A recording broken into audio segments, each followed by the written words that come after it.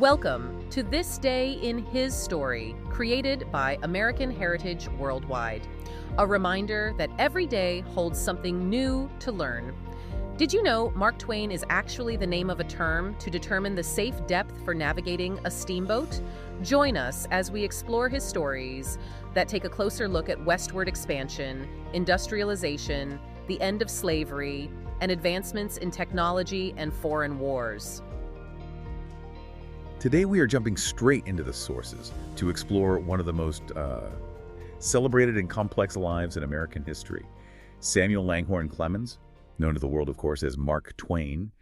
Our mission today isn't just to, recite his biography. We want to do a really critical deep dive into how the staggering, almost chaotic range of his personal experiences, from the river to the mining camps to literary fame and total bankruptcy, how all that directly generated the works that are now the bedrock of American literature.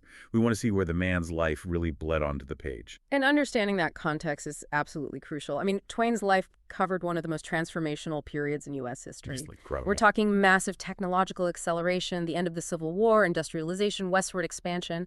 And because Clemens was such a relentless observer of everything around him, his work isn't just entertainment. It's a vital and often very satirical window into 19th century America. It really is. Yeah. And it's an incredible journey. When you picture the icon, that wise man in the signature white suit, it's so easy to forget that this life began with him leaving school as a child, briefly joining and immediately quitting the Confederate Army, and spending years as a completely unsuccessful silver prospector.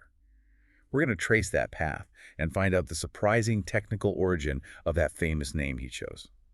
Okay, so let's unpack this and start at the very beginning. Samuel Langhorne Clemens was born in November 1835 in Missouri. He grew up in the river town of Hannibal. His education was really cut short by necessity. When his father died, Samuel was only 11. Just a kid. Yeah. He left school and became a printer's apprentice for a local newspaper. Now, this wasn't just some basic job. He was hands-on, physically setting the type for every single story. And this apprenticeship is arguably the most fundamental training a writer could have back then. He was literally immersed in language, arranging the metal type for the news, the editorials. He was absorbing journalistic structure, narrative pacing every single day. It was like a practical education. Exactly. It allowed him to read the news of the world, which just deepened his desire not just to consume stories, but to actually write them himself. And he used that skill to travel. He finished his apprenticeship at 18, headed east, worked as a printer in big cities like New York and Philadelphia, and even had some, modest success with his writing there. But then comes this great pivot in 1857, and it's such a telling decision. He's got a foothold in the East Coast publishing world, but he returns to Missouri, to the Mississippi River. To become a riverboat pilot. Why? Because the river, that was his home. His years near Hannibal and his time on that boat would provide the literal stage for the literature that would make him famous. And just as he was settling into this profession, the Civil War breaks out in 1861. He did make an effort, didn't he? A brief one. He joined a volunteer Confederate unit, the Marion Rangers. But crucially, the sources note that military service was not for him, and he quit after just 2 weeks. 2 weeks. That quick departure is fascinating because it immediately speaks to a kind of restlessness, a refusal to be tied down by conventional structures, whether it's the military or, society in general. Instead of choosing a side in this huge national conflict, he chose escape. And that escape led him on a grand adventure. He was lured by that promise of striking it rich, so he gets on a stagecoach and travels across the entire western frontier, all the way from Missouri to Nevada to chase the silver rush. This is where we start to see the direct translation from life to literature. The sources confirm he had, and I'm quoting here, no success as a miner. He didn't find silver, but what did he find? He found the perfect subject material. His time on that stagecoach and in the mining camps, it exposed him to a genuinely raw, unvarnished America. The frontier types, the con men, the dreamers. For the first time, he was immersed in this society defined entirely by grit. The mishaps, the unique dialect, the tragic events he saw, all of it became instrumental in creating the characters and the distinct, cynical vernacular of his stories. He was failing as a miner, but he was succeeding wildly as an observer. And that experience led him right back to writing. In 1863, while he's still out west, he officially adopts his famous pen name. And the name Mark Twain is such a beautiful crystallization of who he was. It's rooted in practicality and the river. It's not some poetic invention. It's a technical signal. A signal. Yeah, it was the call a steamboat-led man would shout out. It meant the water was at a safe depth for navigation, 2 fathoms, or 12 feet. It was literally the second safe mark on the sounding line. So by taking that name, he's basically taking a term that means reliability, safety, deep knowledge of the American interior, and turning it into the voice of American letters. I find that link between a technical safety measurement and the roots of modern fiction just absolutely compelling. It really speaks to his grounded style. And his first big success followed almost immediately in 1865 with the short story Jim Smiley and His Jumping Frog. Oh, it was a phenomenon. It was published and reprinted across the entire country. Yeah. And his career just accelerates so quickly. Within a year, the Sacramento Union hires him as a correspondent to report on the Sandwich Islands, which we now know as Hawaii. And his fame quickly transitions him from just writing to public performance. He starts a hugely successful career as a storytelling stage performer. And that lecture circuit was so crucial. It really honed his distinctive voice and his timing. He had to learn the rhythm of an American audience face to face. At the same time, his personal life is solidifying. He meets Olivia Langdon, they marry, and they eventually have 3 daughters. This period was really his creative peak. He's marrying his personal happiness with his incredible observations of American life. And this is when he writes the books that define him. His most famous novels, The Adventures of Tom Sawyer and The Adventures of Huckleberry Finn. They were created during these years, and they draw everything, the setting, the characters, the dialect, directly from his childhood on the Mississippi. What's so fascinating is that at the same time, he develops this huge entrepreneurial ambition. He didn't just want a standard publisher contract, he wanted control. So he starts his own publishing company to keep a bigger share of the profits. And get this. One of the most important works of American fiction, The Adventures of Huckleberry Finn, was his very first self-published book. I mean, that shows enormous confidence in his own creative and financial worth. Just incredible. And it wasn't just confidence in his own work either. His ambition was huge. Just 1 year after publishing Huckleberry Finn, he signs the contract to publish the memoirs of former President Ulysses S. Grant. Which was a publishing coup, a massive, massive success that cemented his status not just as a great writer, but as a genuine business titan. So he's juggling everything: author, family man, public speaker, ambitious publisher. Taking enormous financial risks. And those risks, despite the huge success of Huckleberry Finn and the Grant memoirs, they ultimately led to his downfall. He invested in new printing technologies that failed catastrophically.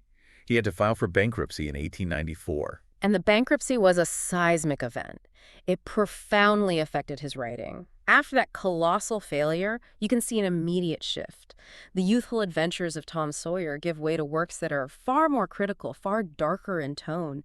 He becomes deeply disillusioned with the American dream that he had bought into so heavily. The humor is still there, but it's often tinged with a real cynicism about human nature. So sad.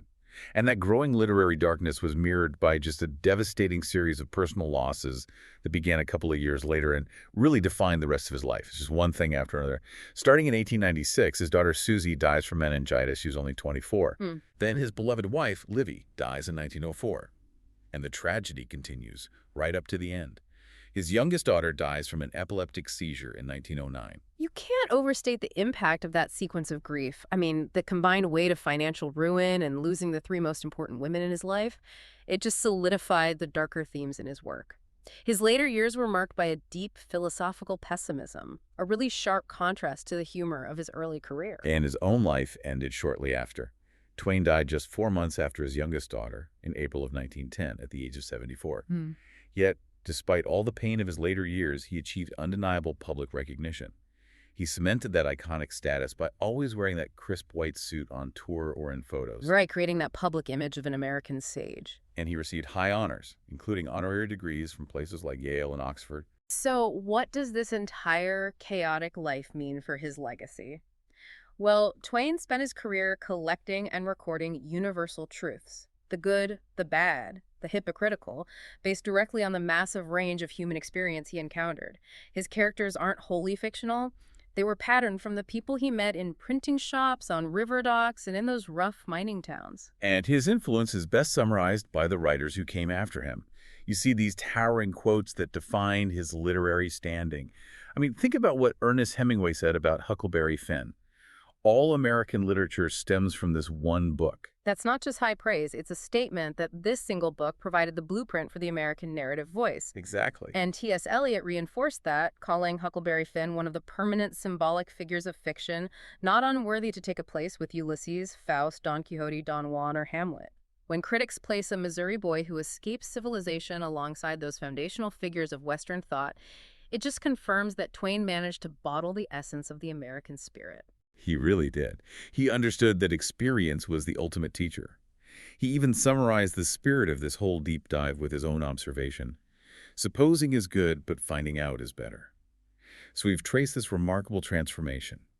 The printer, the failed miner, the river pilot who gave him his iconic name, the aggressive self-publisher, and ultimately the keen observer whose humor gave way to profound darkness after personal and financial ruin. And his biography really shows that literary greatness is rarely achieved by insulating yourself from the world. Twain's power came directly from his willingness to engage with the volatility of America, even when it resulted in immense failure like that bankruptcy and deep personal tragedy. Those struggles didn't stop him, they sharpened his content. Which brings us to a final provocative thought for you to consider. Given that the sources make it clear, he patterned his characters on the people around him, what specific details from his time on the stagecoach out west, or from his years as a river pilot, what details do you think form the foundation of the characters you know best, from Tom Sawyer or Huckleberry Finn? And maybe more broadly, what have you learned from your own life experiences? A small job, a challenging trip, a failure you overcame, that you could transform into a story. Thank you for joining us for this day in his story. May the lessons of yesterday inspire you to see God's hand today and to play your part in his story now. For more faith-based learning, visit ahsworldwide.org, the home school for faith and family.